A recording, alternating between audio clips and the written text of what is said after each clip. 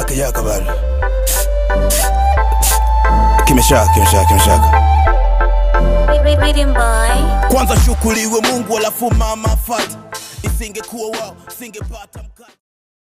Dingi unyama kabisa hapo. Kono umetulia hapo unapunga punga upepo.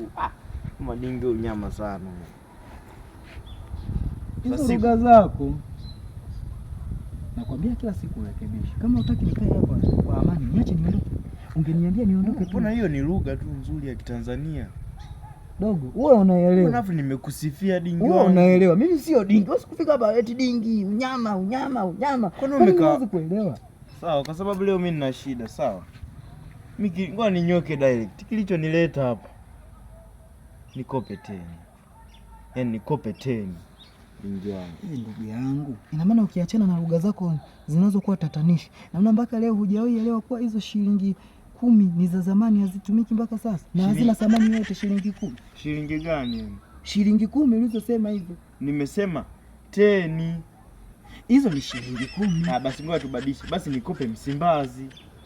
Tumie lugha rahisi. Nikope Msimbazi. Msimbazi? Huo si mtaa wa watu. Na si tawe. Ni mzee ni kuelewa huyu. Mbona mambo yako yanakuwa hayakagi sawa? Mtu kukuelewa mpaka achukue. Mbona wazee wenzako ni wajanja na wanaelewa hizo lugha? Mbona unakuwa mgumu kuelewa? Halo, kama unashindwa kutoa maelezo vizuri niache niondoke. Mimi mwenyewe na kazi zangu nyingi za kufanya. Siwezi nikakaa nikasikiliza mimi upumbavu wako. Msimbazi hujui. 10 hujui. Tukaongelee nini sasa? Ongea vile ongea kama lugha ambayo inatakiwa Kiswahili fasaha. Haya basi. Nikope 10,000. Nataka tuongee. Labda ni mwenda wazimu. Nikope 10,000. Mwenda wazimu wewe. Ndugu yangu. Kwanza hapo na kwanza mimi mpole. Kwa sababu unaongea kitu chenye maana na akili. Ndio mheshimiwa. Toka kwanza nikutane na wewe, hujawahi tamka kauli nzuri na za manufaa kama hizo. Asante kwa kunisifia. Ndio leo nasifu kwanza nasifia. Unajua wewe kama ni kweli ulichokisema, kama umefanikiwa kupata kiasi kikubwa cha pesa na unaona hicho kiasi kukaa nacho, inakuwa sio unaweza kaingia kwenye matumizi au kuingia kwenye bajeti. Ni wewe huyo. Unaona sasa ufanye kukopesha. Yaani unakuwa unakopesha wewe. Arudishe. Ina maana mtu kama anakuwa nakutoa. Na kwanza mimi ndugu yangu niwe tu mkweli. Mimi ni muaminifu sana. Yaani fikiria mbali na nje ya uaminifu, ni muaminifu kupita uaminifu wenyewe.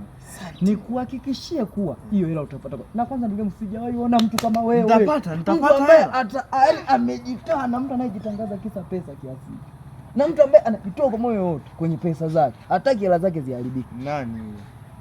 Wewe mwenyewe.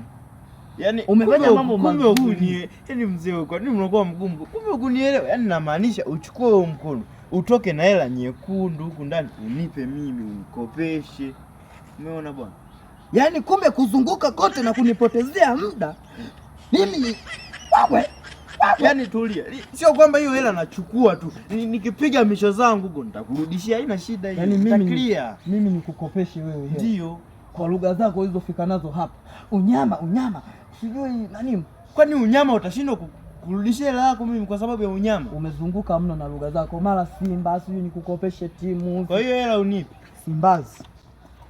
Hata hivyo nikushauri tu kabla sijaondoka.